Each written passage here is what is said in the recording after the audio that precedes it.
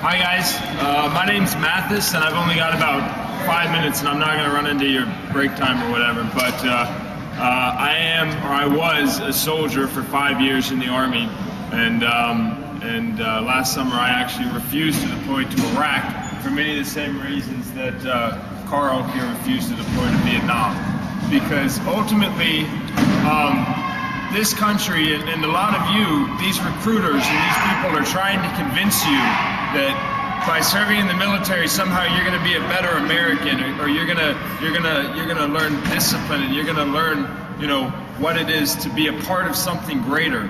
And when that something greater is nothing but killing innocent people overseas, you have no business being a part of it, especially not here, especially not from a city like New York where you're aware of other people's experiences. And I mean, I come from a place in Alabama, man, where people are like more than happy to see bombs dropped on Arab countries because they think every brown person is a terrorist.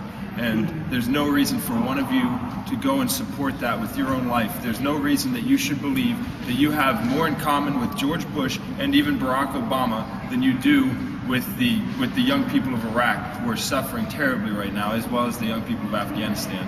And these recruiters, they'll come into your high school, man, they'll tell you about the educational benefits, they'll tell you about traveling overseas, they'll tell you that you're going to meet diverse people from all over the world, and what they don't tell you is then you're going to kill them. And most of these people don't deserve to die. And it's important that young people like myself and like you guys stand up and push back against them, because the system is on their side. The system is completely corrupt, and I'm not a revolutionary communist, but my eyes are open enough to see the fact that our government is doing some very, very bad things right now, which are very much illegal. And it's us that they're using to do it. It's the 18-year-olds, the 19-year-olds, the 20-year-olds that they're getting into the Army and that they're sending over there to do these things and telling you that you're fighting for freedom. And in reality, you're just fighting to make the rich in this country richer. And we got to push back against it because it's right.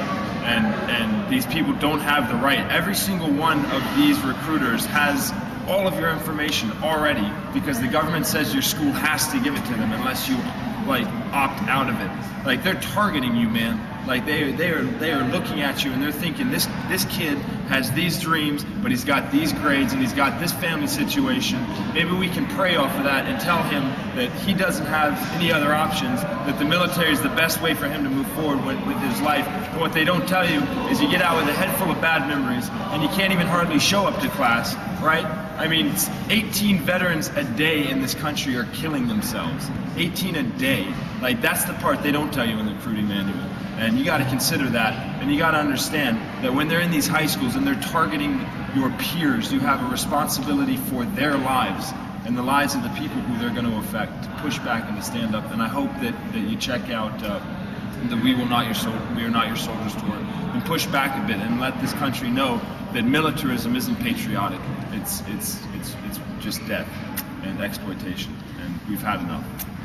Cool.